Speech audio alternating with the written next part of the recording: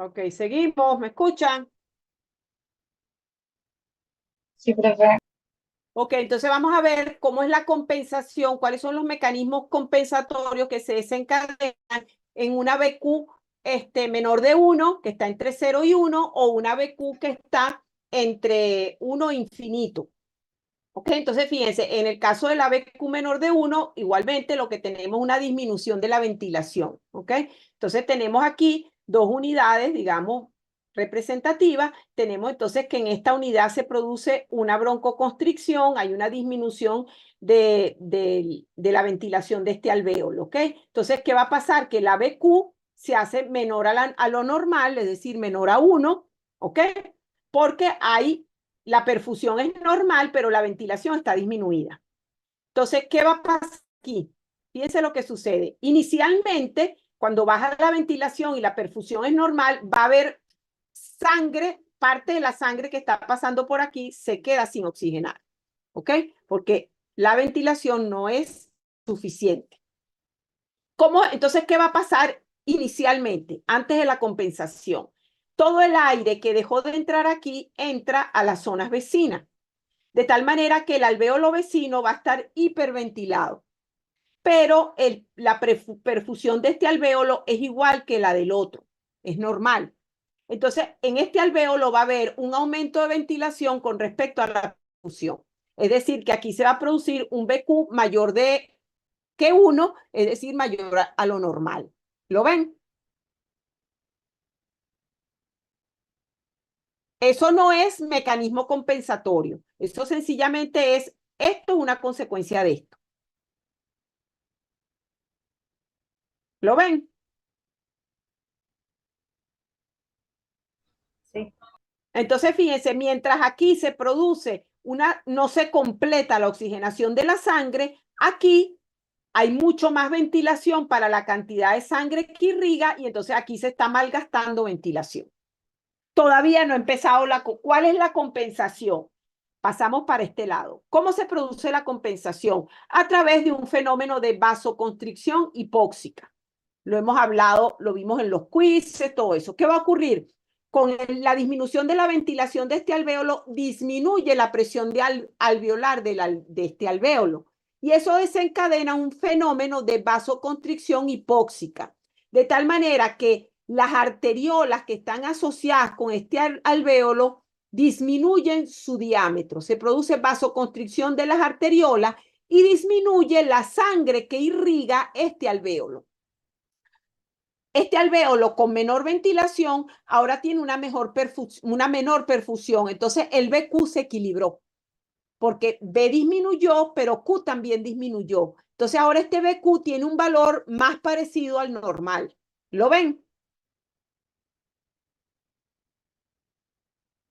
Sí.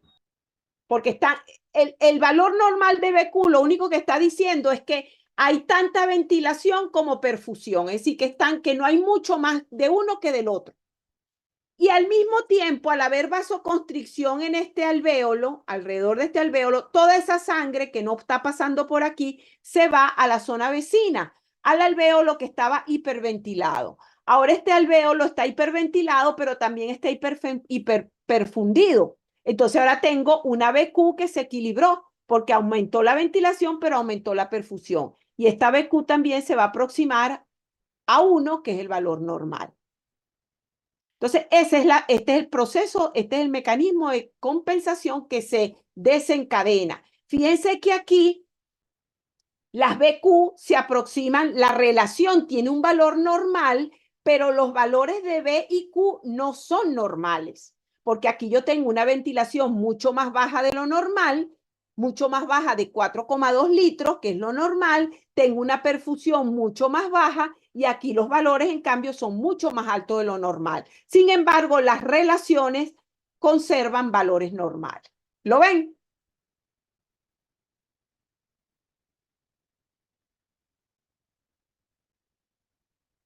¿Qué ocurre cuando el desequilibrio BQ es tipo ventilación de espacio muerto? Es decir, cuando la BQ está entre 1 e infinito. ¿Qué tenemos aquí? tenemos un desequilibrio donde ha habido una disminución de la perfusión. ¿Qué va a pasar entonces? Tenemos aquí el alvéolo y el alvéolo vecino nuevamente. En este alvéolo entonces se produjo una disminución de la perfusión. Es decir, es un alvéolo que es normal, pero está recibiendo muchísimo menos sangre de lo normal. ¿Qué va a pasar aquí? Entonces el BQ, ¿ok? Que debía ser aproximadamente 1, ahora tenemos mucha ventilación para la perfusión, entonces este BQ se hace mayor que 1, es decir, mayor a lo normal. ¿Ok? Seguidamente, ¿qué va a pasar entonces? La ventilación es más o menos la misma en el alvéolo vecino, pero toda esa sangre que no está pasando por aquí se va al alvéolo vecino. Y ahora este alvéolo tiene una ventilación normal con una perfusión aumentada. Es decir, que tiene un BQ menor de 1 o menor a lo normal. ¿Lo ven? Siempre que hay un desequilibrio BQ hacia un lado, va a generar un desequilibrio BQ contrario hacia el otro, hacia otra zona. ¿Ok? Porque siempre o el aire o la sangre que dejan de entrar a un sitio van a tener que ir al otro sitio. Entonces, siempre eso va a ocurrir. Pero eso no es compensación, digamos, ¿ok? Entonces, fíjense, aquí tenemos porque los BQ, fíjense que están alterados, están por debajo o por encima de lo normal. Entonces, ese no es un mecanismo compensatorio como tal. Entonces, fíjense, ¿qué ocurre aquí? Que aquí tengo ventilación malgastada, en este caso, y aquí en este caso tengo una ventilación normal con una perfusión aumentada, aquí tengo sangre que queda sin oxigenar. ¿Ok? Hay un desequilibrio en ese pulmón. Ok, ¿cuál es el mecanismo compensatorio? Se va a producir una broncoconstricción. ¿De quién? Del alvéolo que está poco perfundido o mal perfundido. Ese alvéolo mal perfundido se produce una broncoconstricción y disminuye la ventilación del alvéolo. Ahora tengo un alvéolo poco ventilado y poco perfundido. Entonces el BQ se aproxima a lo normal, al valor de 1. Y en el alvéolo vecino, ¿qué va a pasar?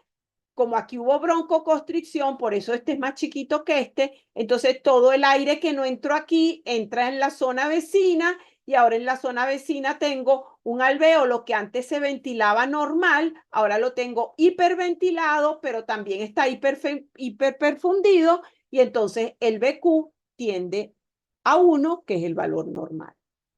¿Lo ven?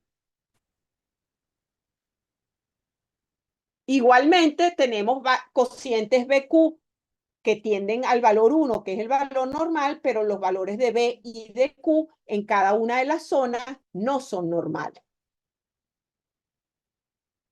Pero lo importante es lo que ocurre en la generalidad, es decir, esto compensa esto.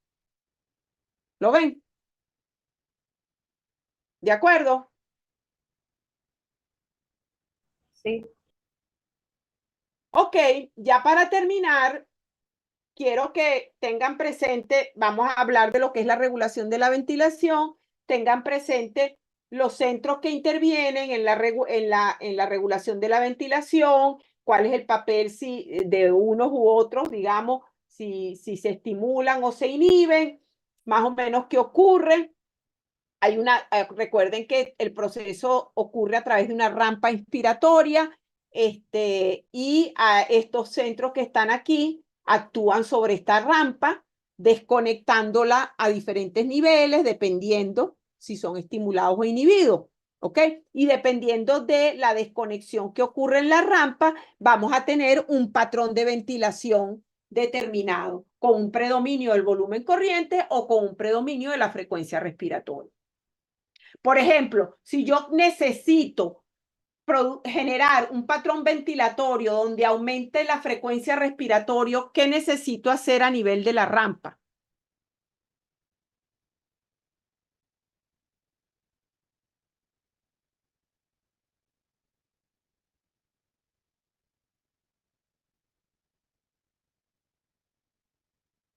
¿Puedes repetir la pregunta, por favor? Si yo necesito a nivel de la regulación de respiratoria generar un patrón ventilatorio por una determinada patología, donde haya un aumento de la frecuencia respiratoria, ¿qué tengo que hacer a nivel de la rampa inspiratoria?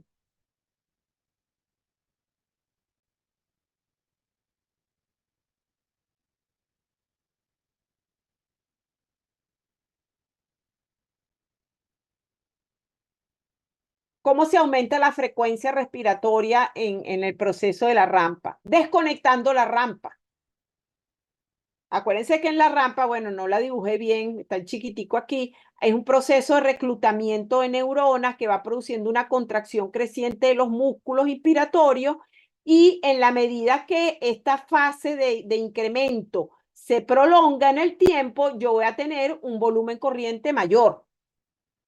En la medida que yo desconecto o inhibo o bloqueo esta rampa durante el proceso de incremento, yo logro, digamos, limitar la expansión pulmonar y favorecer el aumento de la frecuencia. ¿Qué centro respiratorio me favorece eso?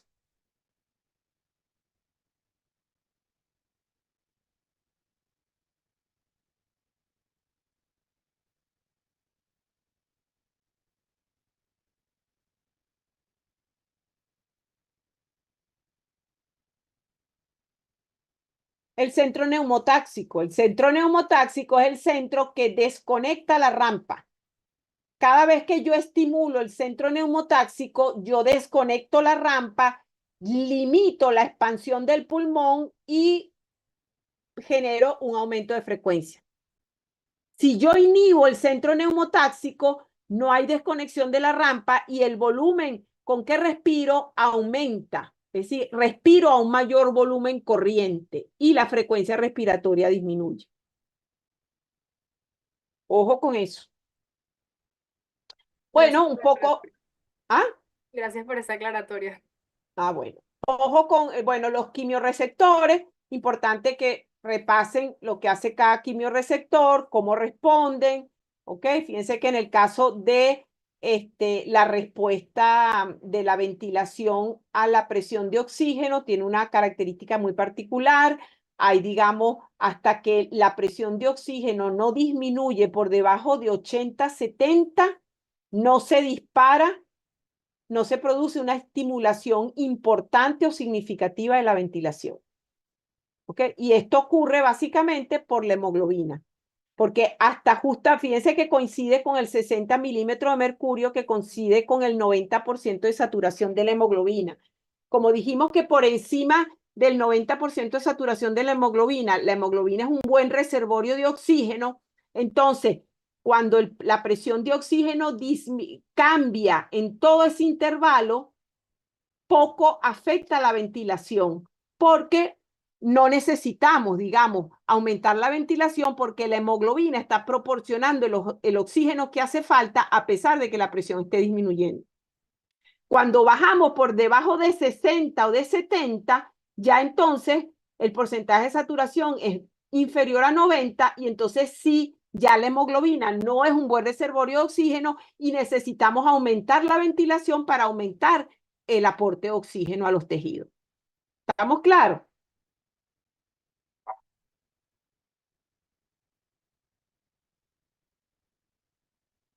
Por esa razón, digamos, el control de la respiración responde al oxígeno solo en condiciones patológicas. La presión en sangre que controla la función ventilatoria es la presión de CO2. Los cambios en la presión de CO2, por muy pequeños que sean, generan cambios proporcionales en la respuesta ventilatoria. Mientras que el oxígeno no. El oxígeno, hasta que no cae por debajo de 70, 60 milímetros de mercurio en sangre, no estimula la respuesta ventilatoria. ¿Ok?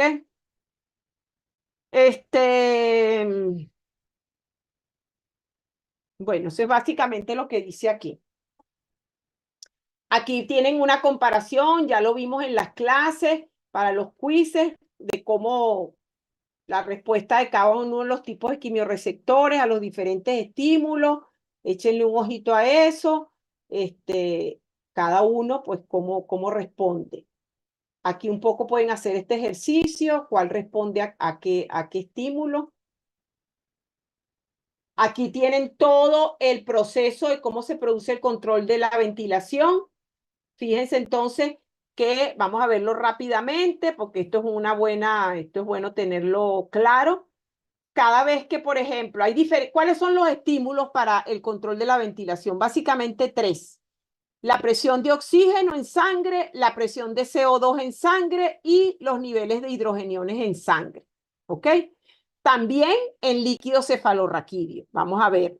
Entonces, fíjense, cada vez que se produce un cambio en la concentración arterial de hidrogeniones, se estimulan los quimiorreceptores periféricos.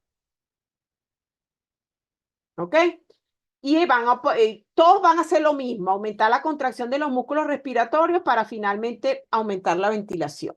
Esta parte aquí la vamos a obviar. Entonces, fíjense, un aumento de la concentración arterial de hidrogeniones produce estimulación de quimiorreceptores periféricos y aumento de la ventilación. ¿Cómo aumenta la concentración arterial de hidrogeniones?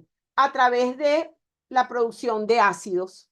Si a nivel metabólico yo estoy produciendo ácidos, como por ejemplo en una respiración anaeróbica se produce mucho ácido láctico, ¿ok? Ese ácido láctico va a generar un aumento de la concentración de hidrogeniones en sangre que va a producir a través de la estimulación de estos quimiorreceptores un aumento de la ventilación. ¿Cuál es el otro camino?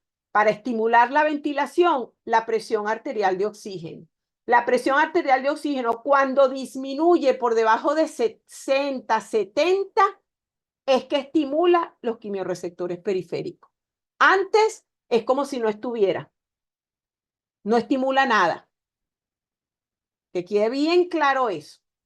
La presión arterial de CO2, cada vez que aumenta la presión arterial de CO2, por un lado, produce un aumento de los hidrogeniones en sangre que va a estimular los periféricos. Y por otro lado, la propia aumento de la presión arterial de CO2 estimula los quimiorreceptores periféricos y los quimiorreceptores centrales.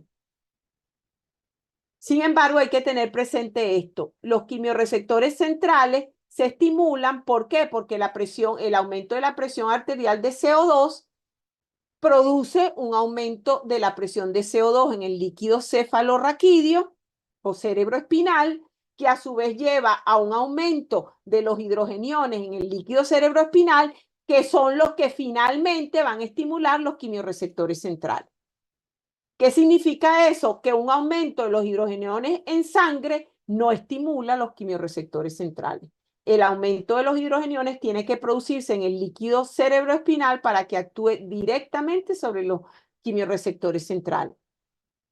Ahora, un aumento de CO2 en sangre sí estimula los periféricos y los centrales.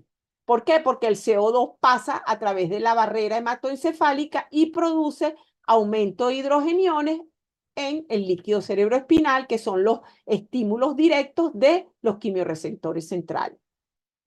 ¿Estamos de acuerdo con todo eso? Sí. Cuando hay un aumento en la producción metabólica, porque por ejemplo estamos haciendo ejercicio o hay fiebre, va a haber un aumento del CO2, ¿ok? Y de los hidrogeniones, y eso va a generar todo lo que está pasando, ¿ok? Pero fíjense que el aumento de los hidrogeniones en sangre no solo se debe al aumento del CO2 en sangre. Puede haber un aumento de hidrogeniones en sangre de origen metabólico, y es cuando hablamos de las acidosis metabólicas, que no tienen un origen respiratorio, tienen un origen en un exceso en la producción de ácidos que se disocian en hidrogeniones y generan ese incremento en la concentración de los hidrogeniones. Bueno, aquí está el resumen de los tipos de trastorno ácido-base que hay. Igual no lo vamos a revisar, revísenlo ustedes. Esto deben sabérselo ustedes ya de memoria, ¿ok? Cuando es respiratorio, cuando es metabólico. Fíjense que hablamos de acidosis y de alcalosis cuando nos referimos al proceso, al trastorno. Y se habla de acidemia y de alcalemia cuando hablamos del cambio en el pH. ¿Ok? Son dos términos con un uso muy particular y específico. Y un dato muy importante es esto que está aquí abajo. No siempre, igual que con el trastorno de difusión, no siempre que existe un desequilibrio ácido-base, vamos a ver una alteración importante en el pH. ¿Por qué? Porque una vez que se produce el desequilibrio, se producen los mecanismos de compensación que van a hacer, que van a tender a normalizar ese pH. Entonces, yo puedo tener un desequilibrio ácido-base con un pH normal porque el desequilibrio está compensado, pero eso no significa que los valores de CO2 de bicarbonato estén normales. ¿Está claro eso? Para que los valores, digamos, el pH esté normal y los valores de bicarbonato y de CO2 estén normales, es porque la causa del trastorno del desequilibrio se resolvió.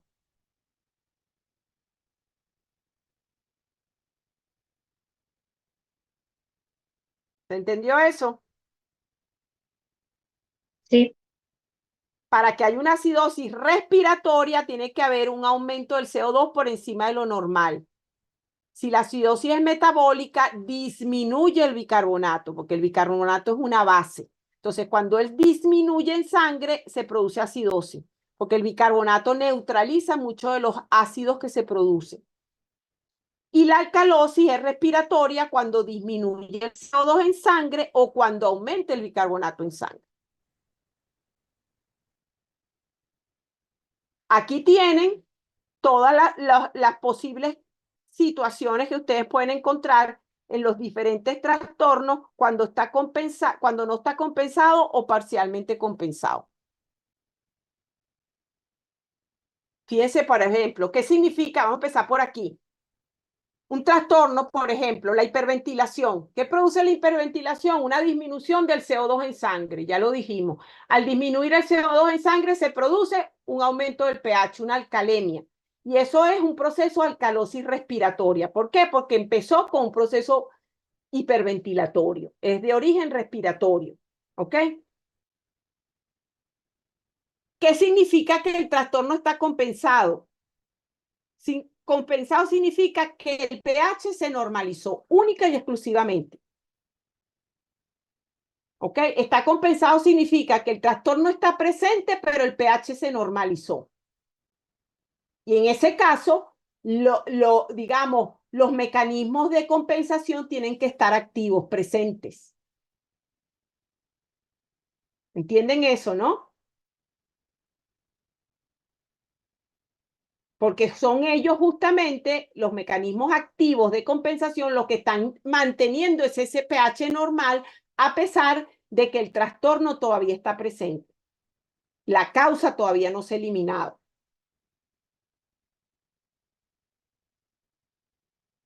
Entonces, fíjense, por ejemplo, si yo tengo una acidosis respiratoria, que voy a tener un pH disminuido, un pH por debajo de lo normal, como es respiratoria, debo tener un CO2 aumentado.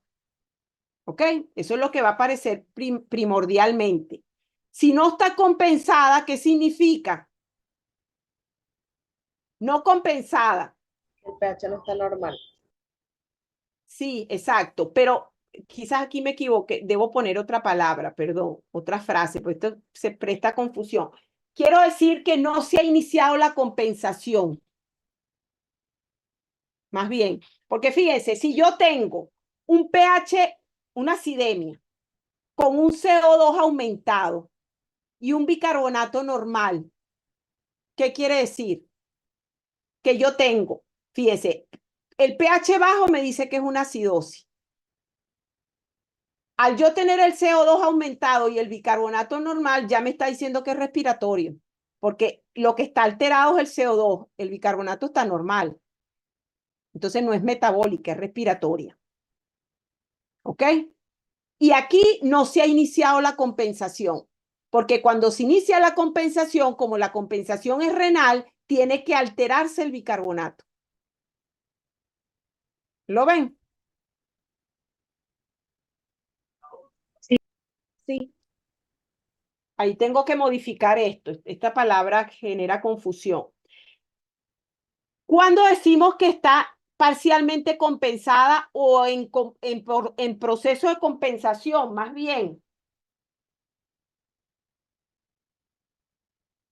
Cuando el pH sigue la acidemia, pero fíjense que ha disminuido, ya no está tan disminuido, ahora es una sola flechita para abajo, porque está compensando, es decir, está logrando acercarse al pH normal.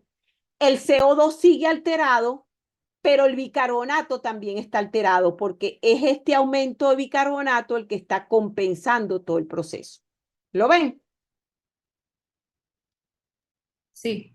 Entonces, un poco lo que yo quiero aquí que vean es que siempre que el pH está alterado, el proceso está sin compensar, para empezar. Y solamente cuando todos los parámetros están alterados, cuando el CO2 y el bicarbonato están alterados, es que se inició la compensación. Está en pleno proceso de compensación.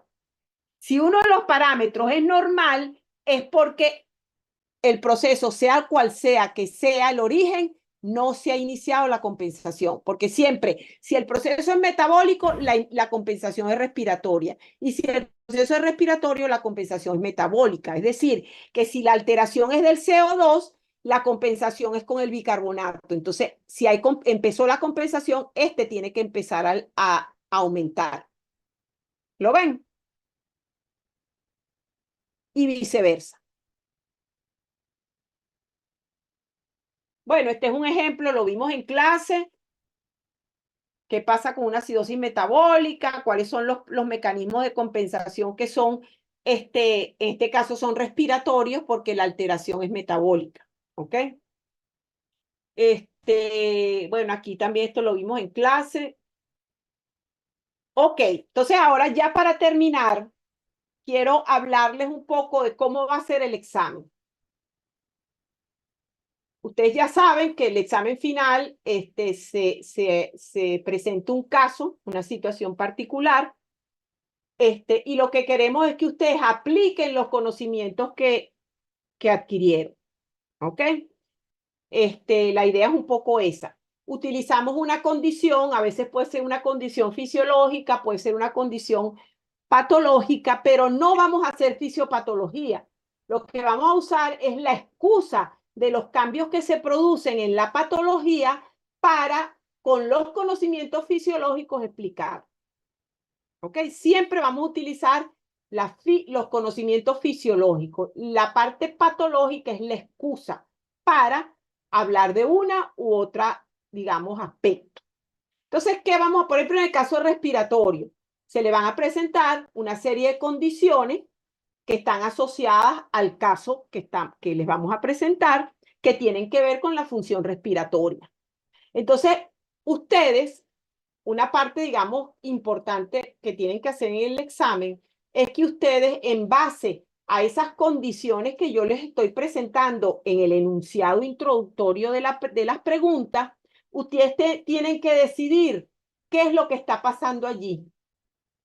¿Ok? Ustedes van a tener que decidir, en base a todas esas alteraciones que yo les digo, qué está pasando en ese paciente, qué se está alterando y qué no. Y ustedes tienen herramientas para hacerlo. ¿Okay? Si estudiaron, si veo que no estudiaron mucho, lamentablemente, pero bueno, de repente el repaso les puede servir. De todas maneras, el repaso no sirve si no hay una base, si no hay una buena base, porque aprenderse todo esto la noche antes no resulta, ¿ok? Entonces siempre tiene que haber una base sobre la que trabajar. Entonces, ustedes van con esos elementos van a determinar qué cambios se producen y qué no, qué mecanismos compensatorios van a producirse y a su vez esos mecanismos qué consecuencias tienen. Un poco esa es la idea, ¿ok? Para eso les voy a presentar aquí los casos, no los casos, sino las posibles alteraciones con las que ustedes se les van a presentar se les pueden presentar en el examen, ¿ok? Un poco para redondear. Entonces, puede haber un problema de trastorno de difusión. Vamos un poco a repasar lo que ya vimos ahorita, ¿ok?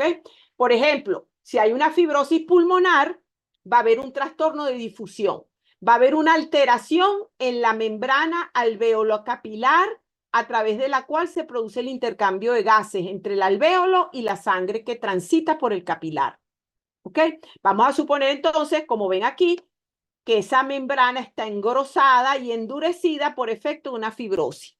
¿Qué va a pasar con eso? Que entonces la velocidad con que difunde el oxígeno se va a ver afectada, más que el CO2, porque acuérdense que el CO2 tiene un coeficiente de difusión tan elevado que casi, y lo dijimos en clase, es muy raro ver trastornos o desequilibrios en la difusión del CO2 asociado a trastornos de difusión, porque el CO2 es como si no le estuviéramos haciendo nada. El que se afecta siempre es el oxígeno. Entonces, fíjese, cuando tenemos un trastorno de difusión, ¿qué va a pasar? Volvemos. La presión alveolar es normal porque no estamos diciendo, no hay ningún problema con la cantidad de aire que entra al pulmón. El problema está aquí en el intercambio. Entonces, la presión alveolar es normal, está alrededor de 100. Pero ¿qué va a pasar? Que a nivel de intercambio, si estamos realizando un esfuerzo o la enfermedad está muy avanzada, particularmente en el caso del trastorno de difusión, entonces vamos a ver que la presión arterial de esta sangre capilar va a estar disminuida porque todo el oxígeno no logra pasar a la sangre, no se logra equilibrar. Entonces, la presión arterial de oxígeno va a ser mucho menor que la presión alveolar de oxígeno. Y en ese caso, entonces, va a haber una diferencia alvéolo alveolar de oxígeno mayor a la normal, es decir, mayor a 15, es decir, que hay una patología. Es decir, este indicador está indicando la presencia de una patología. ¿Qué va a tener esta patología? Se va a caracterizar por una hipoxemia, es decir, presiones arteriales de oxígeno por debajo de lo normal. Cuando dijimos, como es un trastorno de difusión y sabemos todas las características del trastorno de difusión, esa hipoxemia solo se va a presentar en estados avanzados cuando hacemos ejercicio o cuando subimos a una montaña. En esos tres casos es que este trastorno de difusión se va a evidenciar. ¿Ok? La presión arterial de oxígeno no va a lograr el equilibrio. De resto, lo va a lograr por el margen de seguridad que ya vimos que tenemos. ¿Ok? En cuanto al CO2, ¿qué va a pasar con el CO2? El CO2 va a estar normal o por debajo de lo normal. ¿Por qué? Porque ya vimos que el trastorno de difusión no afecta el CO2. El CO2 se va a equilibrar normalmente, es decir, la presión de CO2 en la sangre que transita por aquí va a ser igual a la presión de CO2 en el alvéolo. ¿Ok? Y se va a conservar normal o en el peor de los casos va a disminuir por debajo de lo normal. ¿Por qué? Porque si esta hipoxemia se acentúa, va a haber un aumento en la ventilación y ese aumento en la ventilación va a producir una disminución de la presión de CO2 como está normal y hay un aumento en la ventilación, entonces el CO2 va a disminuir por debajo de lo normal. ¿Lo ven? Sí. Entonces, para recapitular, en un trastorno de difusión yo puedo tener hipoxemia siempre y cuando la enfermedad esté avanzada, esté realizando un esfuerzo o esté en altitud, ¿ok? Y voy a tener el CO2 normal o puede estar disminuido si la enfermedad ha avanzado y la hipoxemia se ha acentuado. ¿De acuerdo? Sí. Ok.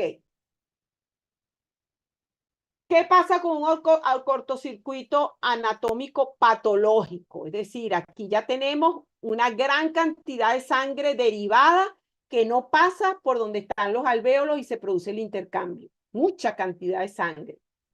En ese caso, ¿qué vamos a tener? Fíjense. Vamos a tener en el lado donde todo está ocurriendo normalmente, como dijimos, la presión alveolar es normal, la presión arterial se equilibra con la alveolar porque no hay trastorno de difusión y el gradiente es normal, el gradiente entre el alvéolo y la sangre arterial.